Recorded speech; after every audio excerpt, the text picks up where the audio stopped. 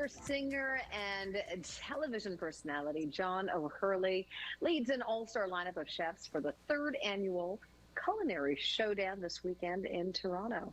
Perhaps, of course, best known for playing Jay Peterman on Seinfeld. The event is in support of Epilepsy South Central Ontario, a cause that hits close to home for the actor.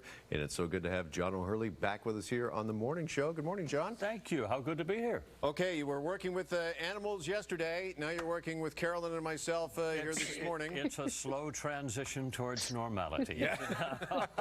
Well, tell us about hosting the National Dog Show again. Winston, we mentioned off the top. Winston was our winner, and the #1 dog in the country did exactly what the #1 dog was supposed to do, and that's win. 30 million people globally yesterday watched the show. It's the #1 show on NBC all year long.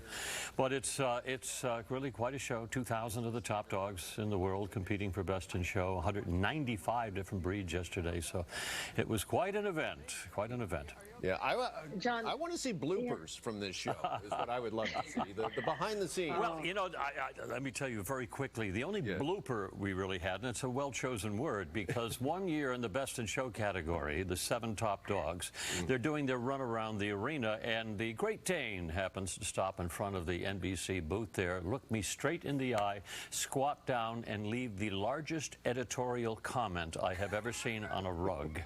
And I had to bring the hazmat team out there. They had to shut the show down for a minute. It was really something. It was at me. Gosh. I knew it. I saw it in his eyes. You have me in, John. I know it. I know it. Oh, gosh, that's funny. All right, from that show to the Culinary Showdown. Tell us about this.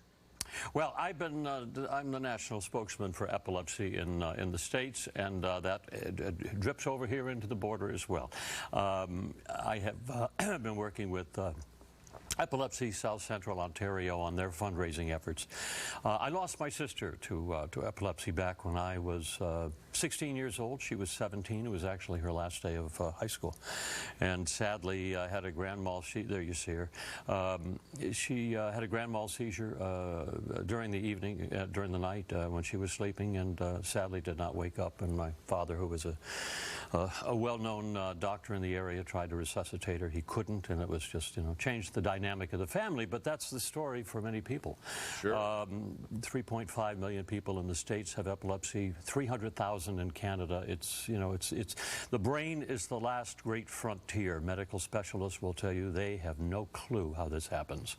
It does happen, and you know, so we have to support this wonderful group that is providing the information, the support, the everything that you need when all of a sudden this hits you and it comes out of nowhere. And how important is an event like this? Not only, obviously, you're honoring your sister's memory, John, but just to enhance awareness about epilepsy. Not enhance awareness, but also provide the funding that's necessary, because this, you know, this goes on and on and on and on. And as the researchers develop more and more therapeutic regimens to help people control their epileptic seizures, and that really is the goal, is how can you live with epilepsy? And the truth is, you can.